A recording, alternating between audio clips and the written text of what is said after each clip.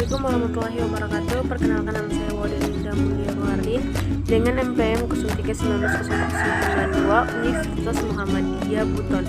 Ingin menjelaskan tentang apa itu jaringan ikat, yaitu jaringan yang fungsinya untuk mengikat, mendukung, dan mengikat bagian organ lain. Struktur jaringan ikat adalah sel yang terdiri dari matris ekstraseluler dan struktur difus. Jaringan ikat adalah jaringan yang ditemukan dalam tubuh yang memiliki area langkah dan luar dalam matris ekstraseluler. Jaringan terdiri dari matris basal dan mesenterem. Ciri-ciri jaringan ikat antara lain yaitu: pertama, posisi sel jaringan ini tidak menutup hanya ketika terhubung ke ujung protoplasma. Yang kedua, memiliki komponen intraseluler atau matriks.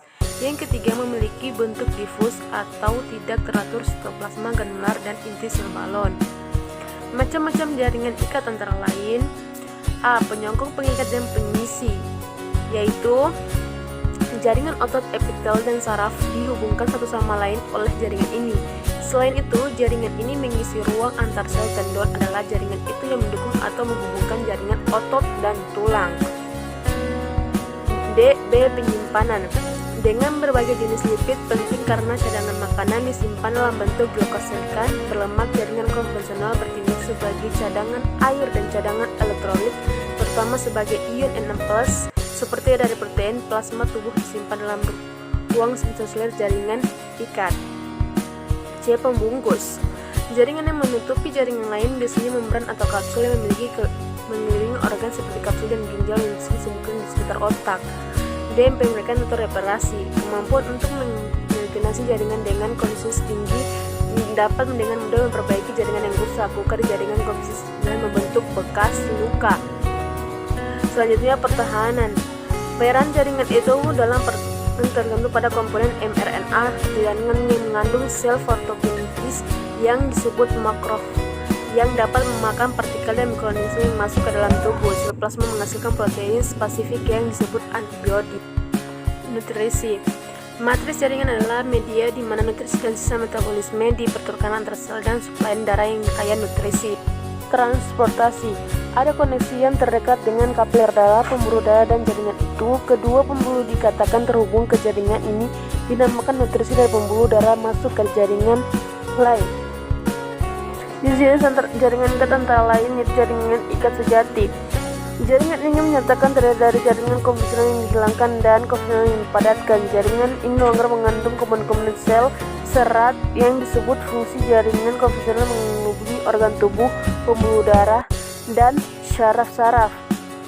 B. Jaringan ikat penyongkong. Jaringan ini mendukung adalah jaringan yang berperan dalam membentuk dan mendukung tubuh. Jaringan terdiri dari tulang rawan dan tulang keras. Jaringan ikat cair. Berbeda dengan jaringan ikat konvensional yang kuat, lapisan cairan terdiri dari darah dan jaringan getah bening. Jaringan yang yakni telah berperan dalam proses transportasi dan merupakan sistem kekebalan tubuh.